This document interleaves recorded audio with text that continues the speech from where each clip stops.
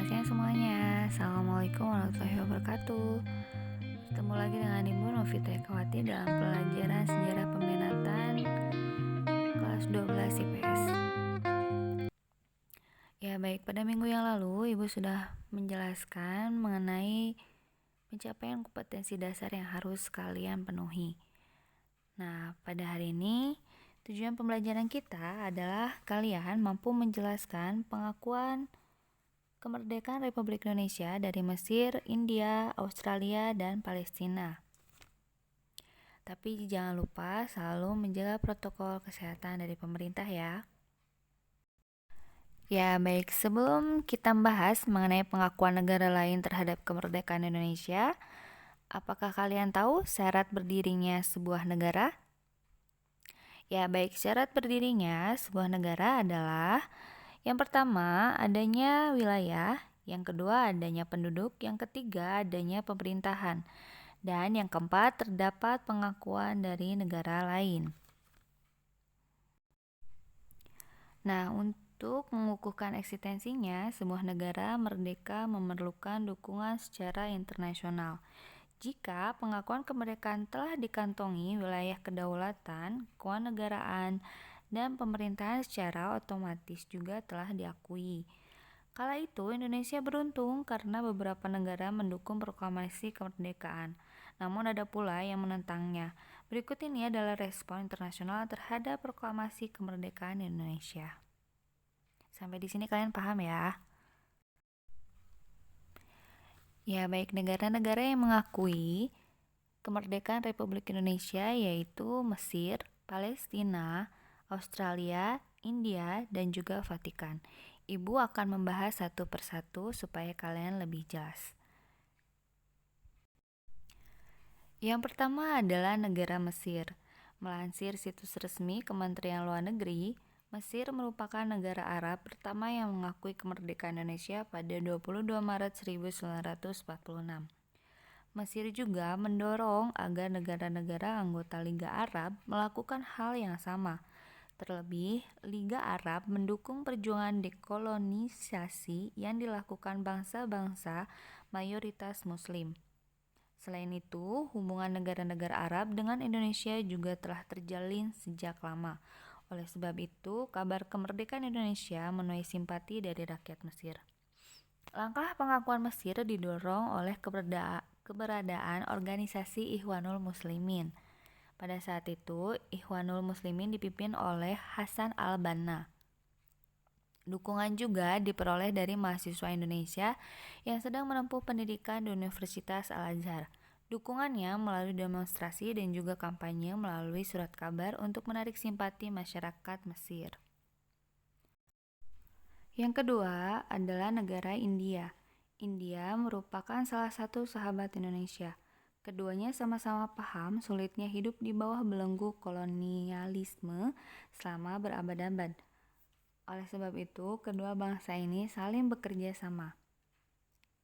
Pada tahun 1946, Indonesia mengirim bantuan sebesar 500.000 ton beras kepada India, yang saat itu sedang mengalami krisis pangan akibat penjajahan Inggris. India membalas kebaikan hati rakyat Indonesia dengan turut menyuarakan perjuangan kemerdekaan bangsa Indonesia. Ketika Belanda melakukan agresi militer, India merupakan salah satu negara yang mengutuk tindakan tersebut, yang biasa disebut dengan diplomasi beras Tahrir, di Probolinggo, Indonesia pada 19 Maret 1946. Berbekal kesamaan visi, Indonesia dan India mempelopori pelaksanaan Konferensi Asia Afrika di Bandung pada 18-24 April 1955 dan menjadi pelopor utama gerakan melawan kolonialisme dan imperialisme di kawasan Asia dan Afrika.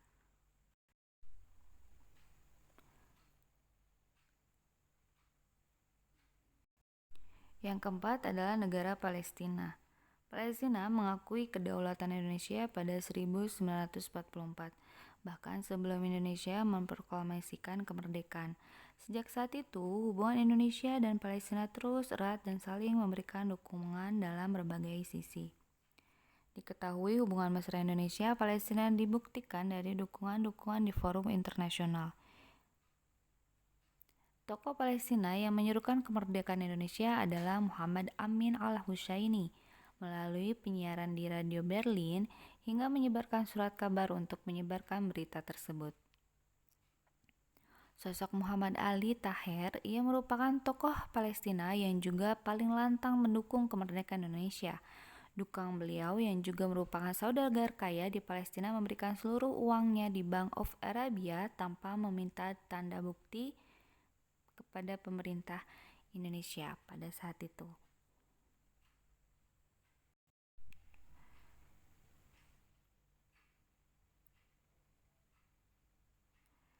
Yang keempat yaitu negara Australia. Dukungan dari Australia dengan menggelar aksi unjuk rasa di depan kantor diplomatik Belanda di Sydney dengan mendesak Belanda agar meninggalkan Indonesia. Bahkan ribuan pelaut Australia melakukan boikot besar-besaran terhadap kapal-kapal milik Belanda yang memuat persenjataan. Akibatnya, kapal-kapal tersebut tidak dapat melanjutkan pelayaran ke Indonesia. Peristiwa ini dinamai dengan Black Armada, yaitu peristiwa aksi mogok dan memblokir pelabuhan tempat perusahaan Belanda beroperasi. Aksi tersebut didukung oleh Partai Buruh yang saat itu menguasai pemerintahan Australia. Selain itu, Australia juga secara aktif mendorong Dewan Keamanan PBB untuk menyelesaikan masalah Indonesia dan mengakui kedaulatannya. Kemudian yang terakhir adalah negara Vatikan. Negara di Eropa pertama yang mengakui kemerdekaan Indonesia adalah negara Vatikan. Vatikan merupakan salah satu negara yang mendukung perjuangan kemerdekaan Indonesia. Bentuk kedukaan Vatikan terhadap perjuangan kemerdekaan Indonesia dilakukan melalui pengakuan kedaulatan Indonesia pada tahun 1947. Pada pertengahan tahun 1947, Paus Pius ke-12 di Vatikan memerintahkan George Mary Joseph untuk menjadi duta besar Vatikan di Indonesia periode 1947 sampai 1955. Tugas pokok dari George Mary Joseph dalam apologetik delegasi adalah menjadi perantara tahta suci Vatikan dan pemerintah Indonesia. Pengakuan kemerdekaan Indonesia oleh Vatikan dilatar belakangi oleh kesamaan prinsip kenegaraan antara Indonesia dan Vatikan. Berikut kesamaan prinsip kenegaraan antara Indonesia dan Vatikan. Yang pertama, mendukung terciptanya perdamaian dunia, menolak pandangan ateisme di dunia, mendukung terciptanya kerukunan antar umat beragama di dunia, menciptakan keadilan sosial bagi seluruh umat manusia. Sampai di sini kalian paham ya? Nah, yang sudah Ibu jelaskan tadi di awal bahwasannya sebuah negara harus berdiri dengan syarat adanya pengakuan dari negara-negara lain. Sebetulnya banyak negara-negara lain yang mengakui kemerdekaan Republik Indonesia pada waktu itu. Sampai di sini ada yang kalian ingin tanyakan? Jika tidak ada, Ibu akhiri dulu sampai di sini. Selamat siang semuanya. Assalamualaikum warahmatullahi wabarakatuh.